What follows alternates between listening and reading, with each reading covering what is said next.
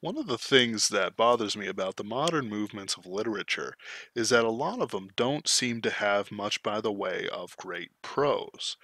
Um, and this is a strange sort of thing because as we go into the new, as we go deeper into the new century, I live next to a highway, sorry. As we go deeper into the next century, we really do see a lot of new and better books coming out than there were since like the 70s. Some people put the date as like a literal date as like 1984 or something like that, 1988, which I agree and don't agree with.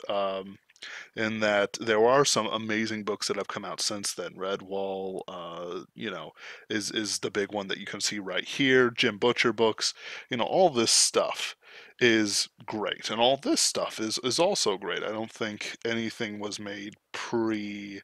Yeah, I don't have looking at it through my camera. I don't think I have anything pre 1990. I think Blame's actually. No, JoJo's Bizarre Adventure up there is the earliest stuff, and it was from 1988. That doesn't feel right, but it's the one I'm going to go with. And but as a general rule of thumb, most mainstream literature just isn't really up to snuff. I don't read a lot of new stuff that is outside my groups, partially because I'm going to die someday, and you can't live in a place where you're reading and watching terrible things. It's not a way to live. Like you're going to carry those experiences. You know, what's the ending of Cowboy Bebop? You're going to carry that weight, and it is a weight. You are what you eat, even when it comes to literature. And as a guy who styles himself the Reading Rainbow Emperor, I demand only the finest delicacies for my palate. And one of the things that bothers me about my group is that I don't really feel our prose is up to snuff. We have some great prose, great writing. Nick Hole is absolutely fantastic. Jim Butcher's great. Larry Correa, no one does violence better than Larry Correa. But there's something that kind of bothers me. There's a certain loss, a certain non-existence of the noumenal, of the spiritual, of something beyond ourselves. I don't know whether that's to do with mindset, with spirituality, with um, some inner flaw that kind of pops in unaware and unlooked for, bothering those who would otherwise um, enjoy a certain level of quality when it comes to prose. And I'm not talking about word choices or ideas or genres or anything like that. I'm not talking about what you see on the surface. I'm talking about sort of the underneath, like the layers. Like as everyone should understand, our reality is fairly layered.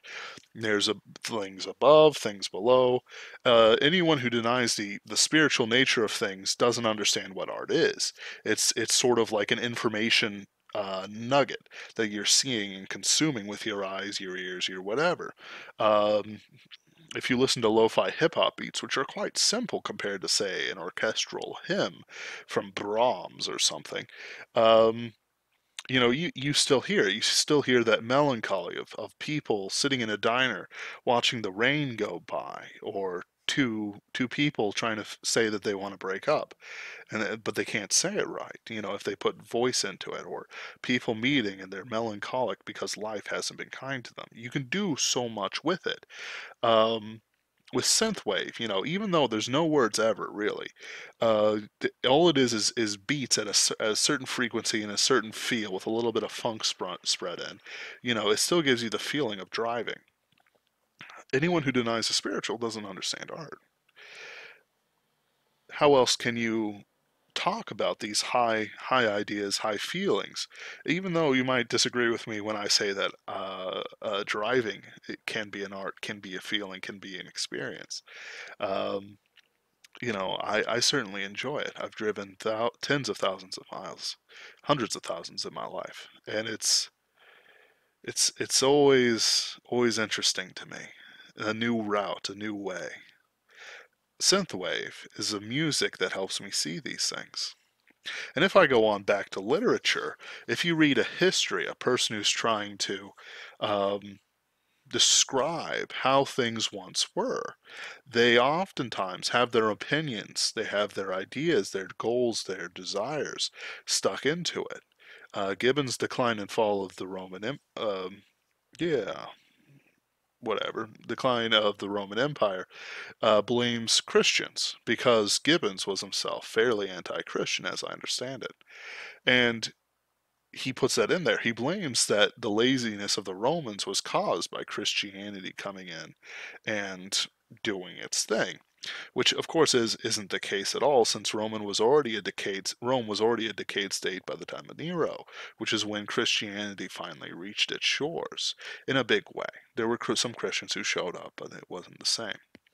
I'm marking that Paul showed up then, or was executed then. Excuse me.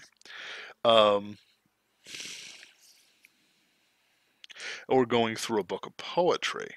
Same sort of deal. There's very little poetry I enjoy. Even the poetry I've read from modern authors and writers, very few of it have the length and depth that I desire out of this fairly ephemeral work of art. And for novels, to me, it's poetry writ large, and it's very hard to get right because you can write a very exciting, very awesome action sequence. Um, like say John Carter springing about fighting the Green Martian hordes, or something like, or Tarzan wrestling an ape. Edgar Rice Burroughs was really good, guys, but he's way before what I'm talking about. Or you can do in more modern things. I just finished my review of Turning of Sword of the Legion by Nick Cole and Jason Ansbach. There's a great scene where they're trying to escape from robotic servitors trying to capture them. But the thing is, I don't really view it as anything more than what it is. It doesn't seem to have any hidden meanings. It doesn't seem to have any hidden excitement, anything beneath that I know that both authors are capable of. Kill Team, Prisoners of Darkness, and um, Turning Point. Just to throw out some things. Savage Wars, book one, which I'm reading. Thank because I'm a beta reader for that, all have that sort of thing underneath them. People discussing deeper meanings or having monologues about deeper meanings. And I don't mean literally talking about things being deep. I mean, like, they have things that they're talking about that they're going in depth about. One man, the wild man, is talking about his dead wife and kid, and how he feels that their ghosts are pushing him to kill more savages. Or in Kill Team, Kale Maydoun struggles with the fact that he might have to seduce whatever her name was, Luzia, something like that. Um, might have to seduce her to get the message out to Netherops and prevent the Pride of Ankalor destroying Utopion. And there's a whole bunch of different things out there that I could point to. I know that whenever Nick Cole's working solo, he really just hits it out of the park.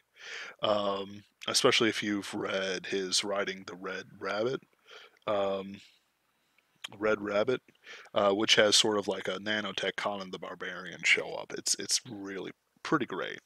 I wish I had a job, money, so that I could buy the second one, but that'll come in time. Sadly, he's not in that one. And he wasn't even the best in that book. This other one was about humans and technology. It was fantastic. I'll read it out sometime if I get permission. But I do not count much for the prose. Like if I read out to you something from the Count of Monte Cristo, or what I'm going to read out for you, which is George MacDonald's Phantestes,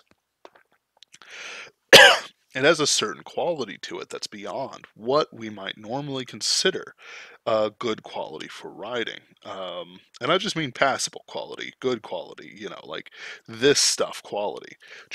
John C. Wright also has it sometimes, especially with the opening for Swan Night Son, which I will read out sometime as well and talk about it. Um, it's haunting. It's fantastic. It's dramatic in all the right ways. But then there's things like Phantestes, which I consider some of the best ever. This man was inspired. He hit everything that he wanted to do. And this isn't a review of Phantestes. That'll come later. But rather, I'm going to read out just a little bit Um, this is a person is wandering around fairyland.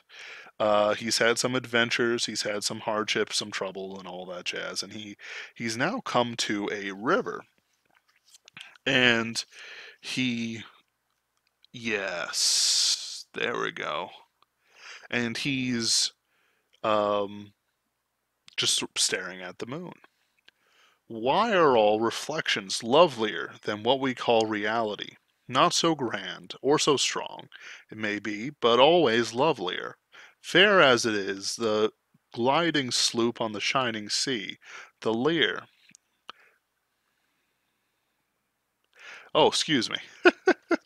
I haven't read out loud for so long, I've messed up. Uh, The wavering, trembling, unresting sail below is fairer still. Yea, the reflecting ocean itself, reflected in the mirror, has a wondrousness about its waters that somewhat vanishes when I turn towards itself. All mirrors are magic mirrors. The commonest room is a room in a poem when I turn to the glass, and this reminds me while I write of a strange story which I read in the fairy palace, and of which I will try to make a feeble memorial in its place. In whatever way it may be accounted for, of one thing we may be sure, that this feeling is no cheat, for there is no cheating in nature, and the simple unsought feelings of the soul, there must be a truth involved in it. Though we may but in a part lay hold of the meaning, even the memories of past pain are beautiful, and past delights, though beheld only through clefts in the grey clouds of sorrow, are lovely as fairyland. But how have I wandered into deeper fairyland of the soul, while as yet I only float towards the fairy palace of fairyland, the moon, which is lovelier, memory or reflex of down-gone sun, the joyous day seen in the faint mirror of the brooding night had wrapped me away. And he goes on deeper into the forest. That's good. That's really good. And I don't mean it, and like I flubbed it because my eyes skipped a line in there for dumb reasons, I'm sure. But I don't come across this stuff very often or as honestly in the modern era. I want to write like this. I want to write like John C. Wright. I want to write like Nick Cole. But I know that I have certain strengths and weaknesses that I will have to overcome or uh, reinforce to get to this. Phantestes is probably one of the greatest books ever written. And not like in the Bible sort of sense, but rather in the sense for young men, for those who seek something. It's a similar sort of book for me as Iron Chamber of Memories, which I'll also talk about sometime and read from. But sadly doesn't quite come up to this prose, this dense feeling, this person looking around and describing the wonders of fairyland and the thoughts that they gave him. It's not enough that he's merely seeing fairyland and describing what fairyland looks like. He has thoughts and feelings about fairyland and also tells us about them. One of the things for Cyber Gothic, a book I'm writing, I'll have to go back and do is talk about various characters' feelings and how they look at death and the destruction that they see and the fact that their relatives are dying in a society that is immortal. Pure immortal, true immortal. Like, as long as you've been to the church once, you'll come back to life, even if they don't let you have a new body. Therefore, their feelings on death and whatnot must have a certain, not navel gazing. I don't want to say navel gazing. That's not the right word I want to use, but rather a certain spirit to it. That these are people developed, thoughtful, and knowledgeable who can describe the world around them and react to it in certain ways.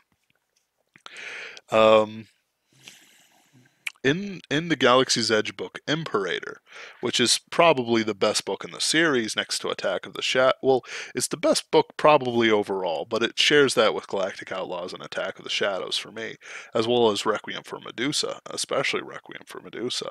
They have these scenes where I guess someone would call it navel gaze, except it's not really navel gaze. It's an immortal trying to decide how he feels about the death of a lover he had for about, not very long by his standards, and even not very long by our standards. But he feels that he must avenge her. Or an imperator, it's two friends lying under an alien sky, where in a colony ship where it's wrapped all the way around them, and really they're just staring up into more farms above them. And he goes over, Tyrus Rex goes over the laws of Rangers, military stuff. Sorry, I'm not very good at it. I need to reread the book. But he basically, it's the longest words he's ever spoken in the series. And even when he's monologuing, it doesn't feel quite the same as when he's talking about the code he lives by.